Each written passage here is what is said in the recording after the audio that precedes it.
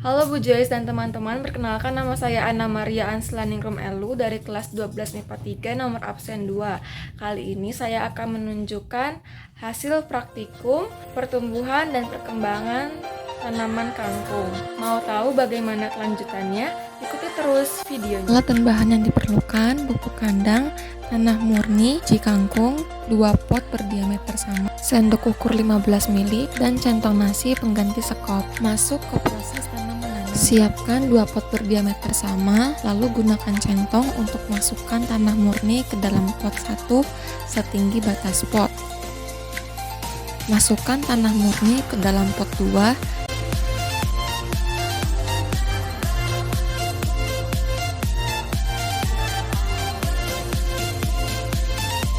Dan dicampur dengan pupuk kandang sebanyak setengah centong.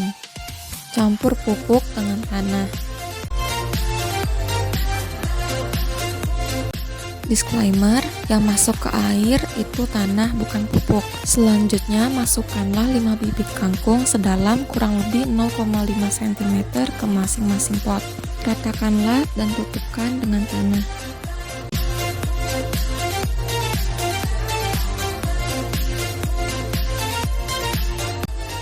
Berikanlah air 30 ml setiap pot.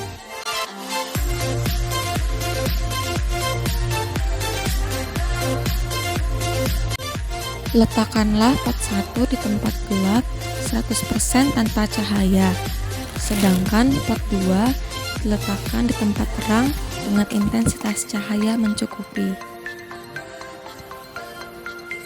Hari 1 bibit ditanam. Masuk hari kedua, siram masing-masing pot sebanyak 30 ml. Pada kedua pot terlihat bibit timbul karena pemadatan tanah akibat disiram air. Hari 3. Karena selepas saya pulang sekolah, ternyata kondisinya sehabis hujan. Oleh karena itu saya tidak menyiram pot kedua.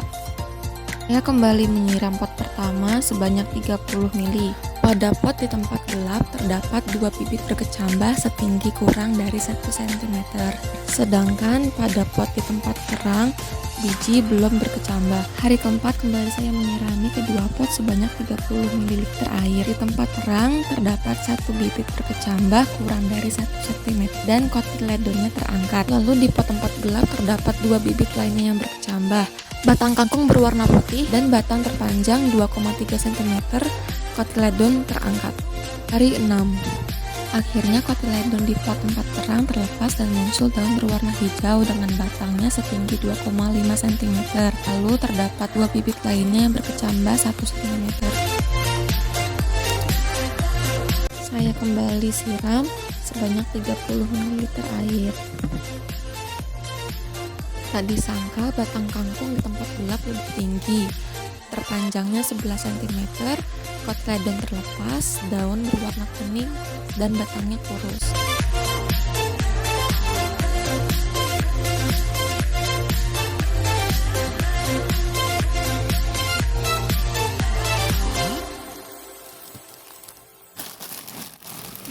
Inilah perbandingan kedua pot setelah hari ke-6, terlihat sangat berbeda.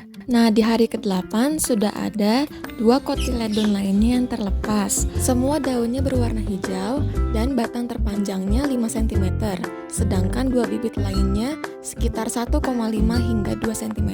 Ditambah semua batang kangkungnya berwarna hijau. Untuk pot ini tempat gelap, hari ke-7 batang kangkung tersenggol sehingga layu. Lalu hari ke-8 kangkung mati dengan batang terpanjang 11 cm. Lalu terdapat jamur di sekitar kecambah yang gagal tumbuh.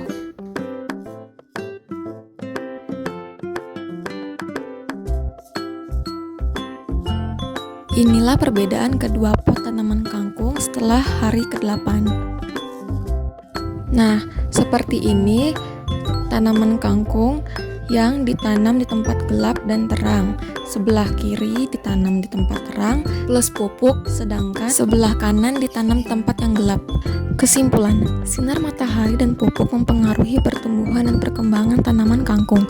Tanaman kangkung yang tidak diberikan sinar matahari mengalami etiolasi, yaitu pertumbuhan tumbuhan yang sangat cepat di tempat gelap, namun kondisi tumbuhan lemah, batang tidak kokoh, daun kecil, dan tumbuhan tampak pucat. Sedangkan tumbuhan yang berada di bawah sinar matahari pertumbuhannya lebih lambat, namun secara fisik tumbuhan kangkung jauh lebih sehat. Hal ini dibuktikan dari warna daunnya yang hijau dan batangnya yang kokoh. Begitulah praktikum pengaruh cahaya matahari dan pupuk terhadap pertumbuhan dan perkembangan tanaman kangkung. Semoga ilmunya bermanfaat. Saya Anna Maria pamit undur diri. Dadah.